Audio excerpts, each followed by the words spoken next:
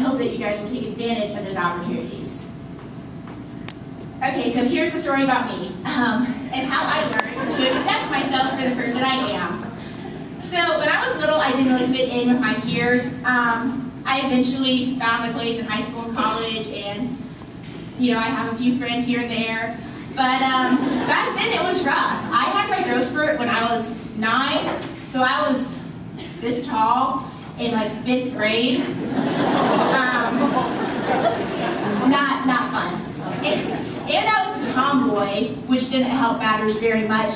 And I was basically too nerdy to function. I loved school, and I loved reading, and I loved to make good grades, and I would totally brag about it. And nobody likes an arrogant nerd, but that's what I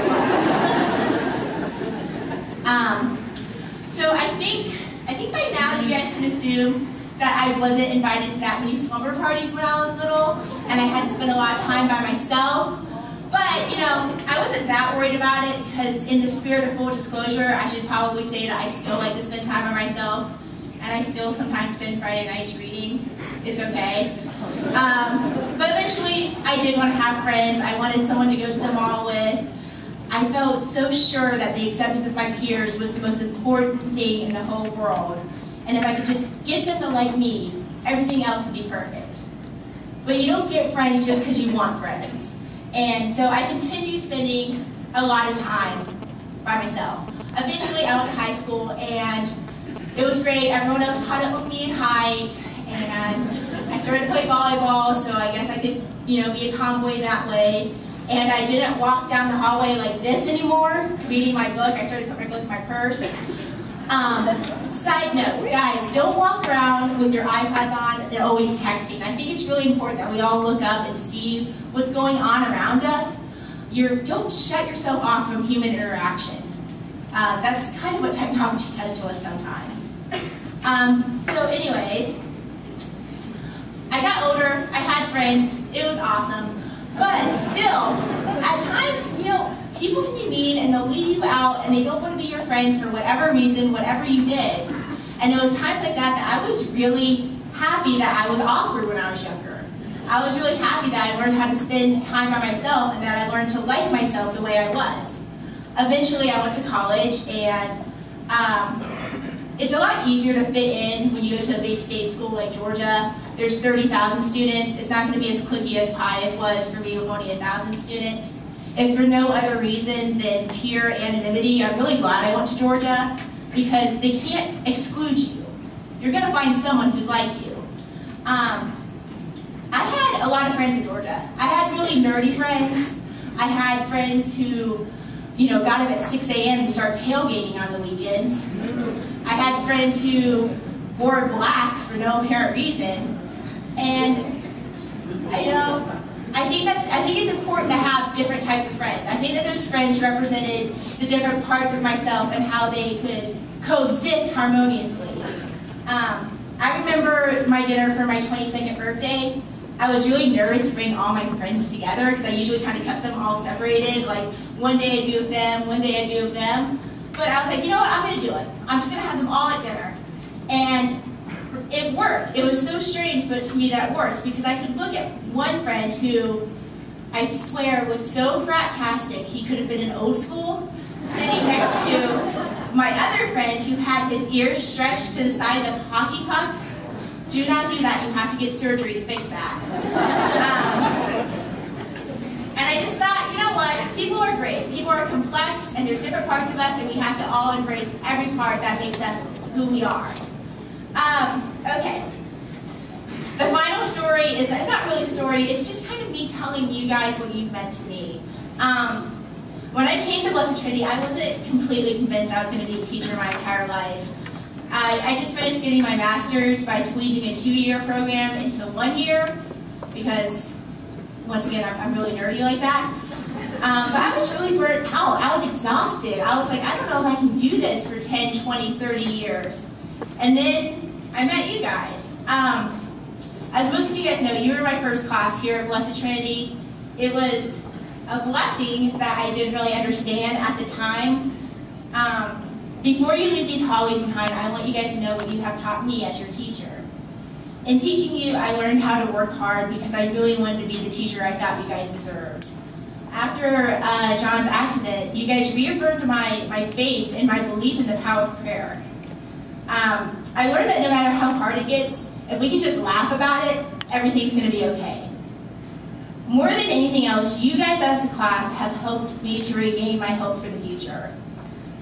I watch the news sometimes and I feel like our society is just going to hell. And then I look at you guys and I think that if the class of 2011 is any indication of the future, we're going to be okay. You guys are thoughtful and smart and insightful and just a joy to be around. I'm going to miss you guys way too much next year. So now my storytelling has pretty much come to an end, but before I leave you, I just want to reiterate a few final pieces of advice. Keep your priorities straight and know what matters and what doesn't. In case you forget, remember that you will always have God and you will always have your family. Cultivate those relationships because they literally need to last you a lifetime. Never, ever compromise yourself to fit the expectations of other people.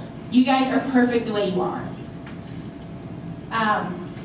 Remember that you are your own most constant companion. We all end up alone in some capacity, so you might as well like yourself. You're going to be with yourself forever.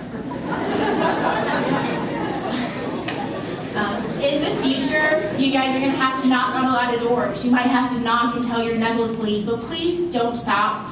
Speaking as someone who knows how amazing you are, I can tell you, you deserve the best that's out there. And then finally, because I'm an English teacher, I feel like I should quote some significant writer before I leave. So I'm going to give you a couple quotes from Mark Twain. Firstly, he once said, "There is no sadder sight than a young pessimist." And he was right. Conan O'Brien actually said something really similar in his goodbye speech to The Tonight Show. He told his audience, "Please don't be cynical. I hate cynicism. It's my least favorite quality and it doesn't lead anywhere." He was right as well. You guys are going to grow up so much in the next few years. You're going to mature and become men and women. I personally look forward to seeing who you guys become. But I have to warn you, pessimism and cynicism are acquired qualities. I really don't believe that anyone is born a pessimist or a cynic. Do not, under any circumstances, let those qualities become a part of you. They are poison. Be an optimist whenever possible. And if you have to be a realist with hope. Even if your hopes aren't realized, you're going to be better off never letting pessimism or cynicism enter into your being. And finally, my last quote. It's from Twain again, and I think it just encompasses everything that I wish for you all. And he wrote, 20 years from now, you will be more disappointed by the things you didn't do than by the ones you did. So throw off the battle lines, sail away from safe harbor, catch the trade winds in your sails, explore, dream, discover. Thank you.